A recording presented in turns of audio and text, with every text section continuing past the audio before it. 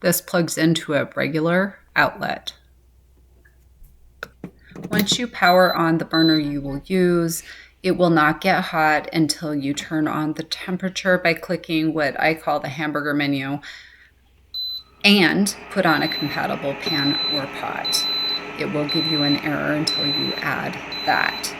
You can turn the temperature up from 800 to 1800 watts.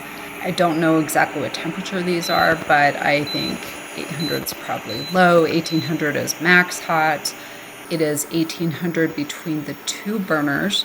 So if you turn on the other burner and turn it on to 800, the one on the left will go down to 1000. That may not sound great, but we are able to cook spaghetti on this no problem, boiling noodles on one side and everything else on the other.